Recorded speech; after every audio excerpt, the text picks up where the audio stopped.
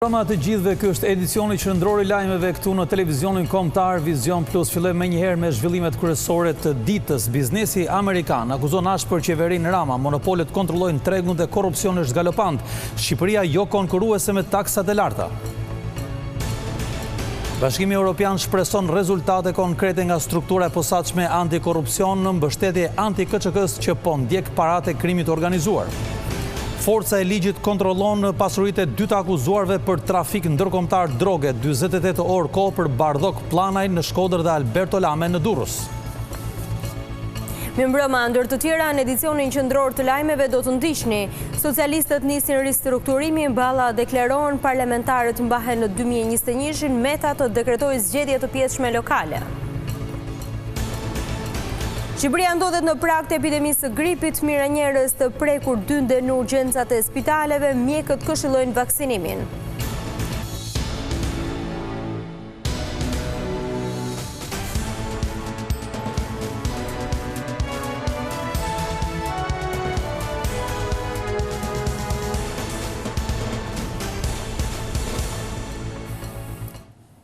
Shohim gjërësisht tani zhvillimet kryesore të ditës. Biznesi amerikan në Shqipëri kritikoi ashpër qeverinë Rama për nivelin e lartë të korrupsionit dhe taksat jo konkurruese. Presidenti I Dhomës Amerikane të Tregtisë denoncoi monopolet që nuk lejojnë sipërmarrjen e lirë të veprojë, rishfetet që I duhen paguar zyrtarëve të lartë si dhe ndryshimin e shpeshtë të ligjeve fiskale. Bizneset e huaja nuk vijnë të hapin aktivitet në Shqipëri për shkak të korrupsionit të lartë. Deklarata e fortë vjen nga presidenti I Dhomës Amerikane të Tregtisë, Enio Jaço, sipas të cilit bizneset e rendisin këtë fenomen në top listën e shqetësimeve të tyre. Korrupsioni është I përhapur në Shqipëri, sigurisht është një problem, pengon seriozisht investimet e huaja. Në fakt, problemi I parë kryesor që ata përmendin është si problematik, si pengesë në lidhje me bizneset e tyre janë monopolet dhe konkurenca e pandershme. Kjo është një mënyrë elegante për të thënë që jemi të penguar nga korrupsioni. Gjatë një konferencë për shtyp, zoti Jaço tha se bizneset e huaja po largohen për shkak të këtij fenomeni. Si rast konkret, ai vuri në dukje kompaninë amerikane që kërkon të investojë $3 milion. E ka fituar tenderin, por ende nuk ka nisur punë në aeroportin në Tereza. Ne pasur një investitor me dëshirë të mirë, të investoj, të krijoj, të lidhë marrëdhënie konkrete, të ketë një kontratë. Edhe akoma sot kësaj dite nuk ka filluar dot punën. Ka ardhur koha për ta parë problemin në sy, edhe për ta goditur në sy, edhe vitet e ardhshme do jenë kritike për Shqipërinë, sepse në lidhje me korrupsionin, sepse do bëjë një dallim të madh nëse do të tërheqim investime të mëdha apo nuk do jemi të aftë të tërheqim. Sipas Dhomës Amerikane, pas korrupsionit, bara e taksave është arsyeja e dytë pse nuk vinë investitorët e huaj në Shqipëri. Konsiderohet që Shqipëria nuk ka nivelin më të konkurrues të taksave. Pra, në rajon kemi për qenë të saktë, në rajon kemi vende që janë shumë konkurrues, që vendosin incentiva të forta, duke përfshirë incentiva që kanë lidhje me sistemin tatimor. Dhe kjo e bën Shqipërinë ndoshta vendin jo më konkurrent lidhje me taksat. Por ka një problem tjetër më të madh se sa niveli I taksave, të cilët gjithsesi investitorët e pranojnë atë që është. Problemi tjetër më I madh është ndryshimi I shpeshtë I sistemit I paketës fiskale. Për këto problematika, Dhoma Amerikane thotë se do të nisë një dialog me partnerët me qëllim përmirësimin e klimës së të bërit biznes në vendin tonë. Lideri I opozitës Lulzim Basha reagoi pas publikimit të shqetësimeve të biznesit amerikan për Shqipërinë. Në një postim në rrjetet sociale, Basha I bëri ehon konstatimeve të Dhomës Amerikane të Tregtisë se korrupsioni është problemi kryesor për investimet e huaja në Shqipëri. Është korrupsioni në nivelet më të larta që në mënyrë të pafalshme po I vjen të ardhmen në vendin tonë, shkruan kryetari PD-s Basha. Lideri I opozitës ka vënë duke se potenciali I Shqipërisë për të thithur investime po shkatërrohet nga qeveria, e cila ka në gjenezë korrupsionin.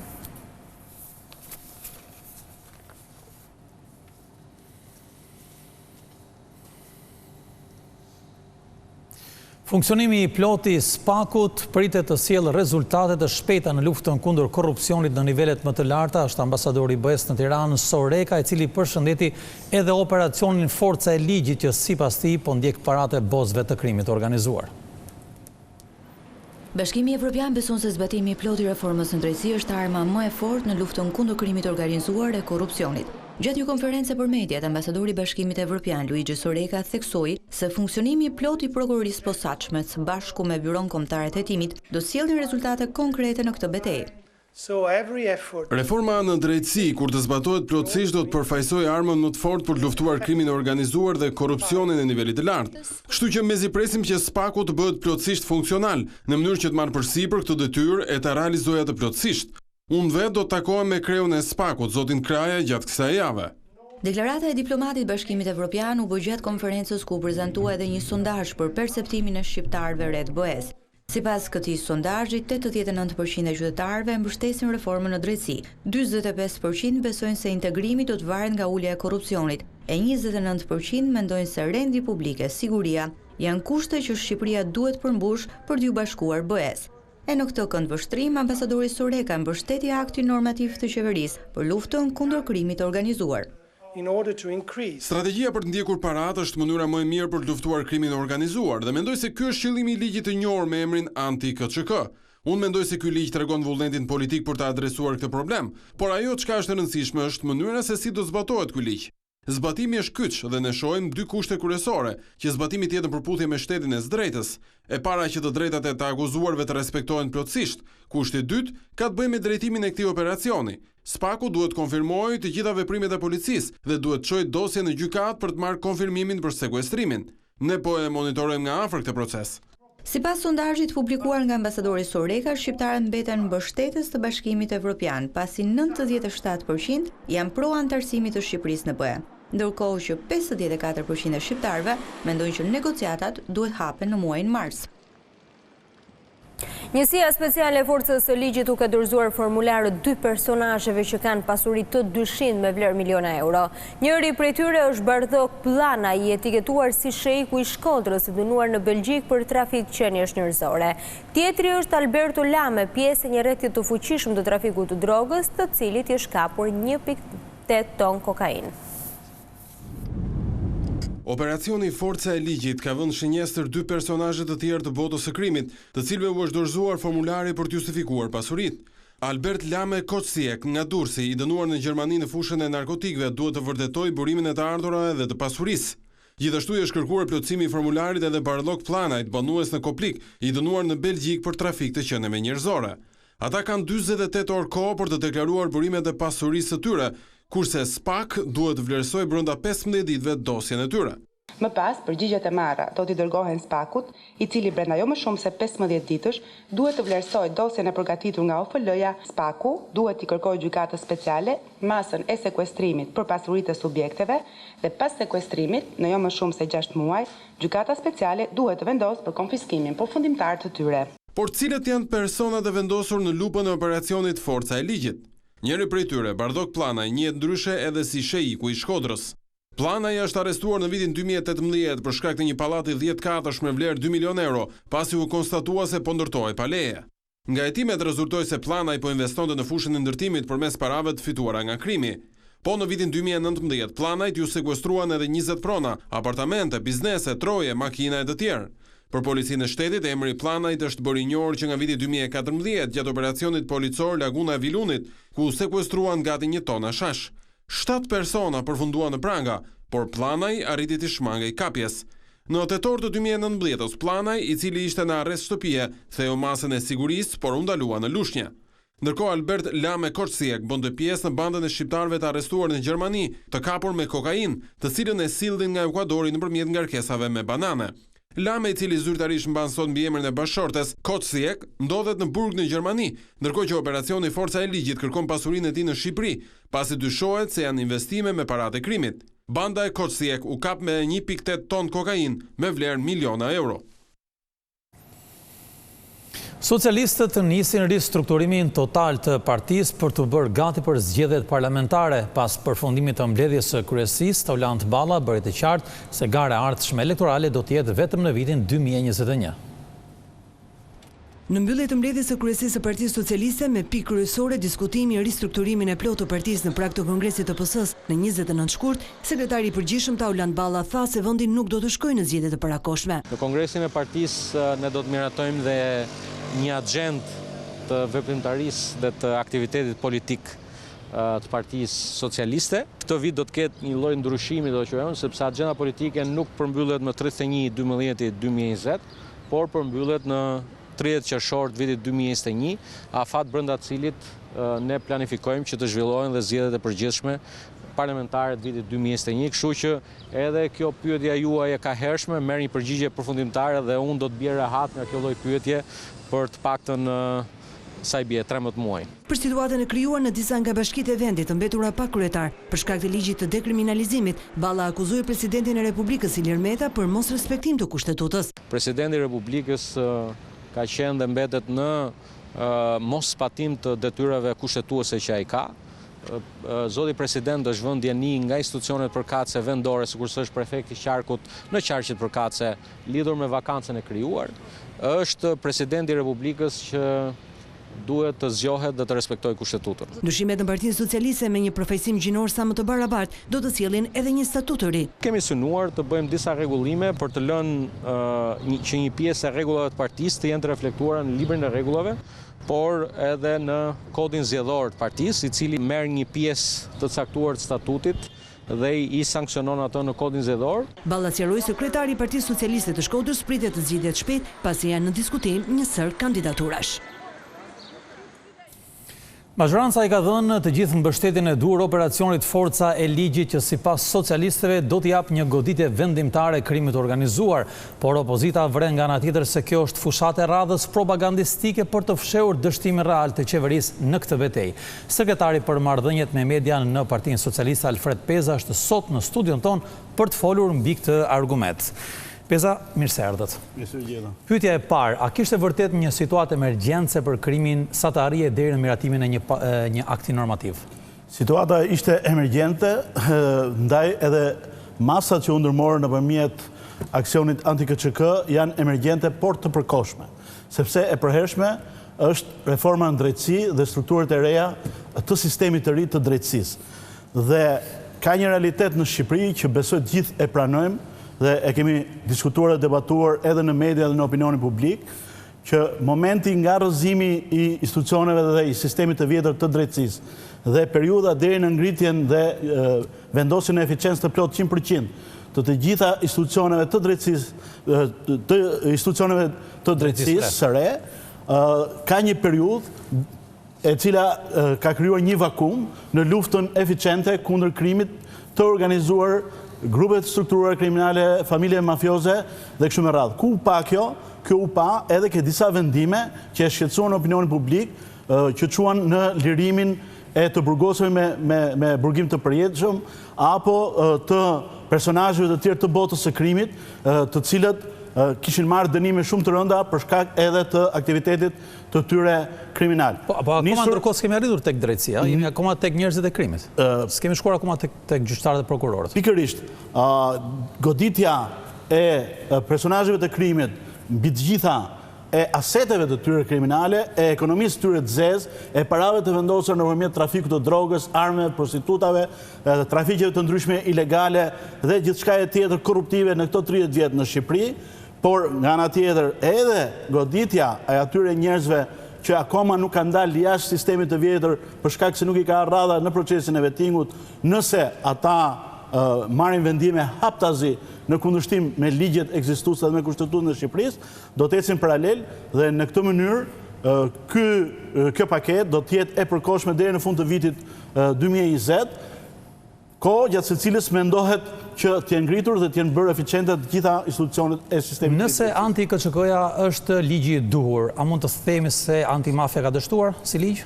Anti-KÇK-ja dhe antimafia nuk kanë ndonjë ndryshim thelbësor mes tyre, pasi objekti dhe subjekti i punës dhe i luftës dhe i goditjes është i njëjtë.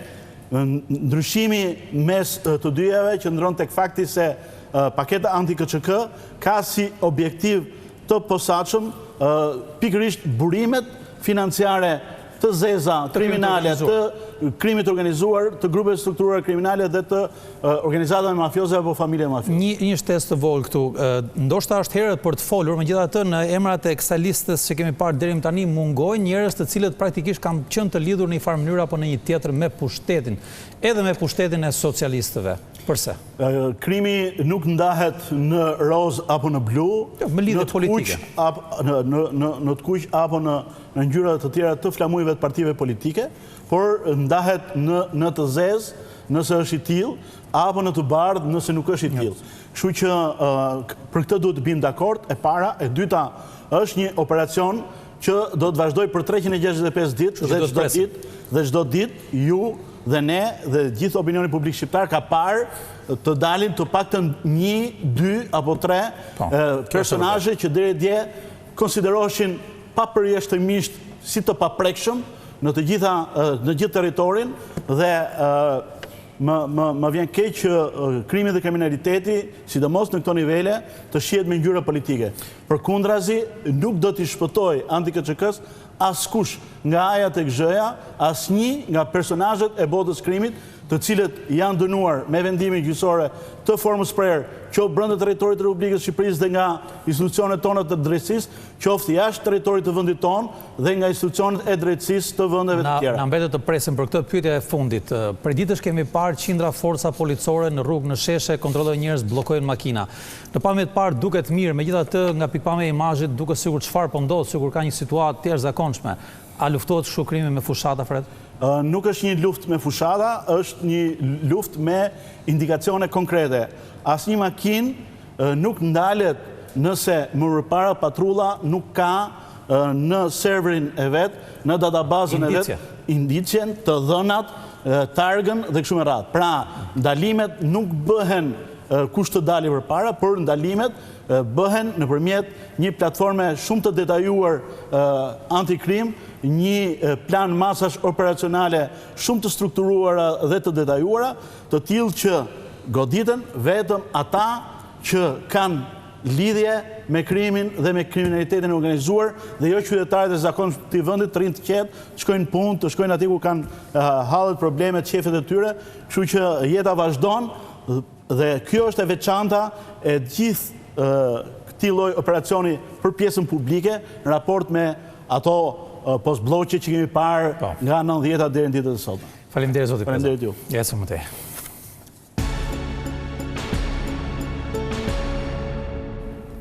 Shqipëria ka hyrë në kulmin e sezonit të gripit dhe vetëm një havë nga shpallja e epidemisë. Mjekët apelojnë për vaksinimin, ndërkohë që disa qendra shëndetësore në Tiranë janë të hapura 24 orë për të përballuar fluksin e pacientëve.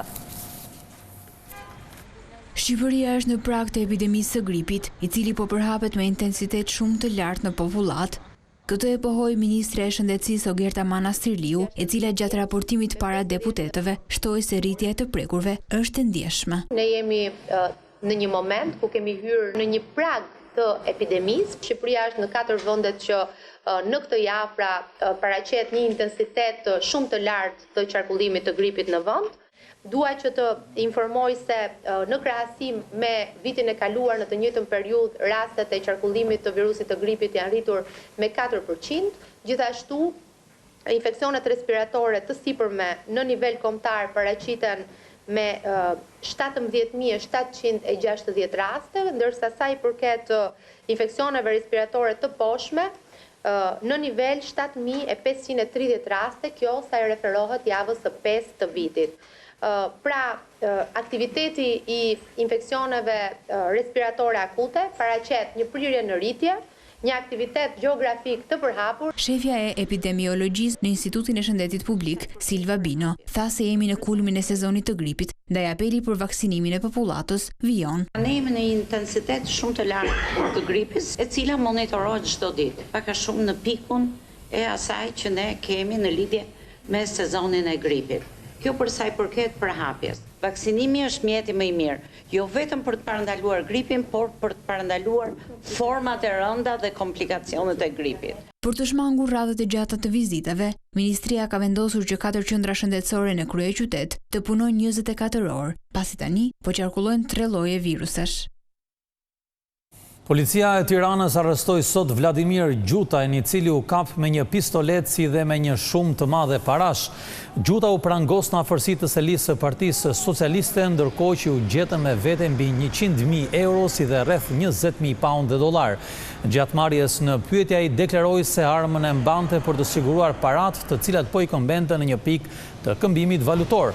Vladimir Gjutaj ishte liruar vetëm 5 ditë më parë nga burgu. Ai u arrestua më 22 janar pasi kishte dhënuar kushëririn e tij, por pas tërheqjes së denoncimit u la i lirë.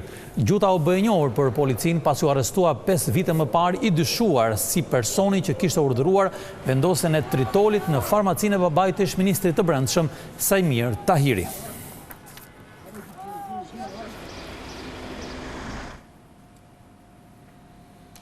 Ndryshojmë temën e informacioneve tona. Diplomatia e Shteteve të Bashkuara në Tiranë ka zgjedhur një video mesazh për të prezantuar veten dhe prioritetet. Ambasadoria Yuri Kim ka siguruar shqiptarët se do të punojë fort për nxitjen e reformave si dhe rritjen e investimeve amerikane në Shqipëri. Përshëndetje të nderuar miq. My name is Yuri Kim. Ambasadoria e Shteteve të Bashkuara në Tiranë, Yuri Kim, në një video mesazh në Facebook ka prezantuar veten dhe 3 prioritetet e punës së saj. Për diplomaten amerikane, fokusi kryesor do të jetë forcimi i marrëdhënieve mes dy vendeve në fushën e mbrojtjes, nxitja për vijimin dhe zhvillimin e reformave me qëllim integrimin e Shqipërisë në Bashkimin Evropian, si edhe rritja e investimeve. Gjatë mandatit tim këtu, unë kam në plan të punoj mbi 3 prioritete. Së pari do të punoj për të thelluar marrëdhëniet tona në fushën e mbrojtjes, që Shqipëria të bëhet aleate më e fortë dhe më e aftë. Së dyti do të vijoj të nxjisë zhvillimin demokratik të Shqipërisë për të mbështetur përpjekjet tuaja për anëtarësim në BE. Aspiratat europiane të Shqipërisë dhe reformat që ato kërkojnë do të sjellin më shumë begati dhe qëndrueshmëri për ju dhe rajonin. Së treti do të punoj për të nxitur eksportet dhe investimet e Shteteve të Bashkuara në Shqipëri, në mënyrë që të krijojë më shumë vende pune dhe mundësi për amerikanët dhe shqiptarët. Diplomatja ka theksuar më tej se ndihet e privilegjuar që do të shërbejë si ambasadore në 100 vjetorin e njohjes së pavarësisë së Shqipërisë nga Shtetet e Bashkuara të Amerikës. Ndihem thellësisht e nderuar që shërbej si ambasadore e Shteteve të Bashkuara të Amerikës në Shqipëri. Për më shumë se 2 dekada kam pasur privilegjin të shërbej Shteteve të Bashkuara si diplomate, nga Pekini në Bagdad, e shumë vende ndërmjet tyre janë përpjekur të forcojnë marrëdhëniet e Shteteve të Bashkuara të Amerikës në përbot.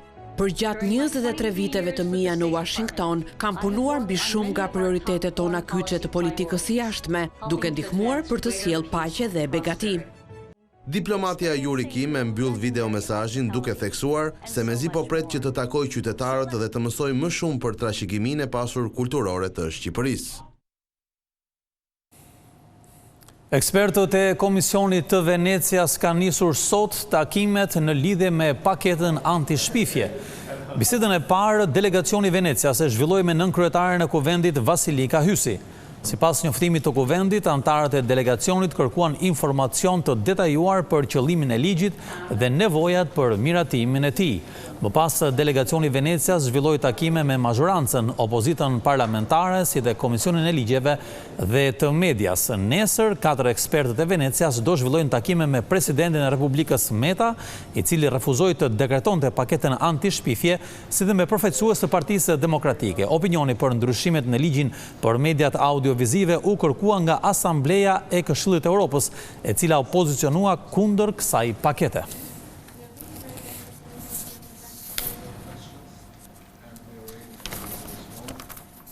$598 leje drejtimi janë pezulluar nga policia rrugore gjatë 10 ditëve të para të Shkurtit. Shkak i penalizimit të shoferëve është bërë te kalimi i shpejtësisë së lejuar, si dhe përdorimi i alkoolit në timon. Policia arrestoi dhe 85 drejtues automjetesh pasi u kapën duke udhëtuar në gjendje të dehur, si dhe në mungesë të lejes së qarkullimit. Në total janë vendosur rreth 13.500 gjoba, pjesa më e madhe të cilave është për parakalim të gabuar, përdorim të celularit dhe për mos vendosjen e rripit të sigurimit. Nga ana tjetër janë bllokuar dhe 52 automjete për mungesë dokumentacioni apo për mos shlyerje të gjobave të shumta.